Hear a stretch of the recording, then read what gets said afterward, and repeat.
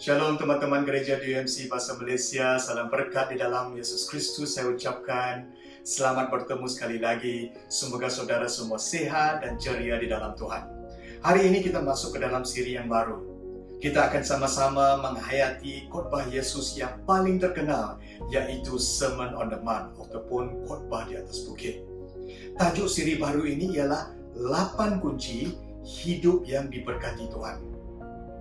Saudara, siri yang baru ini boleh kita gunakan sebagai renungan harian pribadi ataupun boleh digunakan untuk kita berbincang dengan kelompok sel kita dan membuat Bible study ataupun pengajian Alkitab.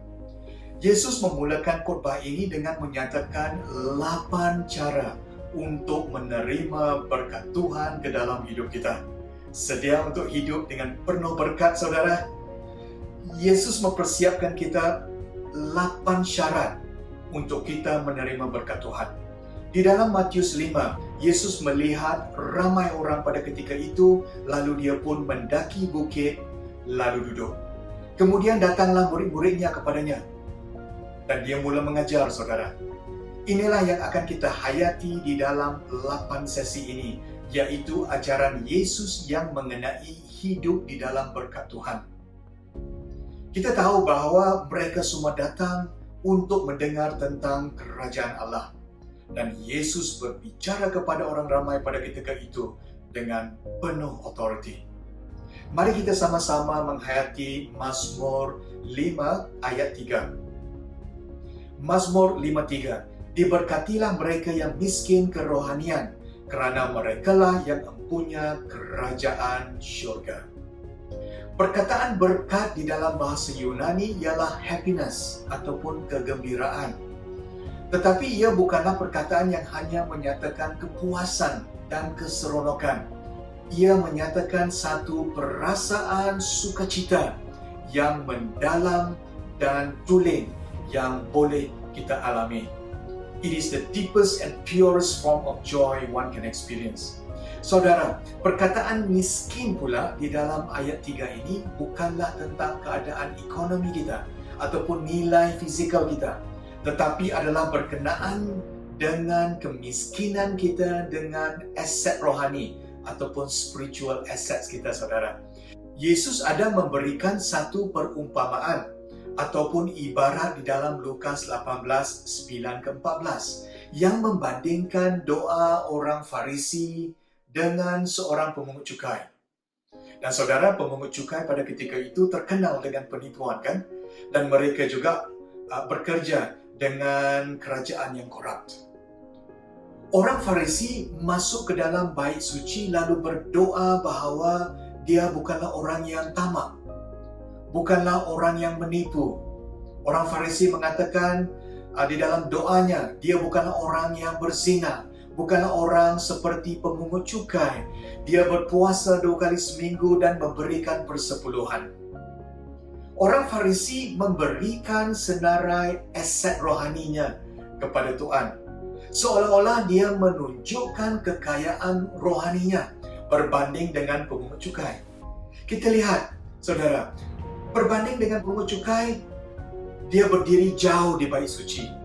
Dia tidak berani menengadah ke langit, melainkan menebah dadanya dan berkata, "Ya Allah, kasihlah hamba orang yang berdosa ini." Dia mengaku, saudara, bahwa dia adalah orang yang miskin rohani. Yesus berkata di dalam ayat 14, Lukas 18:14, "Aku berkata kepadamu bahawa pemungut cukai ini pulang ke rumahnya dengan diperkenankan Allah, tetapi orang Farisi itu tidak. Sesiapa yang meninggikan diri akan direndahkan, dan sesiapa yang merendahkan diri akan ditinggikan." Wow, saudara, tidak salahnya kita ditinggikan. Hanya siapa yang meninggikan kita. Jikalau kita meninggikan diri sendiri, kita akan direndahkan. Jikalau Tuhan yang meninggikan kita, kita berdiri di atas dasar yang kukuh. Amin. Jadi saudara, hari ini jikalau kita mahu diberkati, kita harus mempunyai sikap kemiskinan rohani, saudara. Inilah sikap yang bergantung kepada Tuhan. Apabila Yesus mengatakan diberkatilah mereka yang miskin kerohanian, kerana merekalah yang mempunyai kerajaan Allah. Ini berbicara tentang kebergantungan kita kepada Tuhan. Bukan diri kita sendiri, tetapi kita bergantung kepada Tuhan. Persoalannya saudara, bagaimana kita bergantung kepada Tuhan? Izinkan saya cadangkan beberapa langkah yang boleh kita pelajari.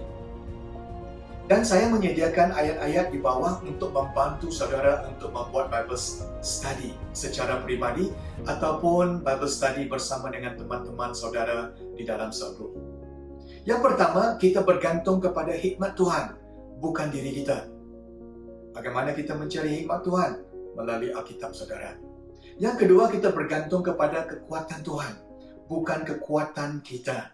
Dan yang ketiga, kita bergantung kepada masa yang ditentukan Tuhan, bukan masa kita. God's timing, saudara. Yang keempat, kita bergantung kepada pembelaan Tuhan, bukan kita. Saudara, kadang-kadang kita disalahfahamkan. Biar Tuhan yang membela diri kita, saudara. Dan yang kelima, kita bergantung kepada kekayaan Tuhan dan bukan kekayaan kita. Jadi, saudara, inilah the Beatitudes, yaitu ucapan bahagia yang pertama. Ia adalah dasar untuk 7 berkat yang seterusnya. Semua yang lain tidak akan kita fahami jikalau kita tidak menyedari bahawa kebergantungan kita adalah kepada Tuhan dan hanya Tuhan. Kita adalah manusia biasa yang miskin rohani.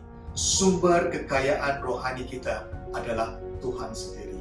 Wow, what a good God. Amin, saudara. Mari kita berdoa. Tuhan, terima kasih atas firman-Mu.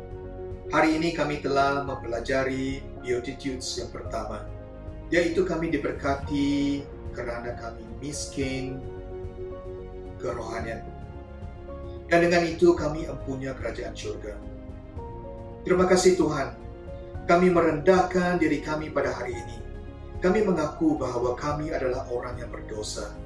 Dan kami tidak mampu menyelamatkan diri kami sendiri kecuali kasih karunia Tuhan yang diberikan kepada kami melalui Yesus Kristus.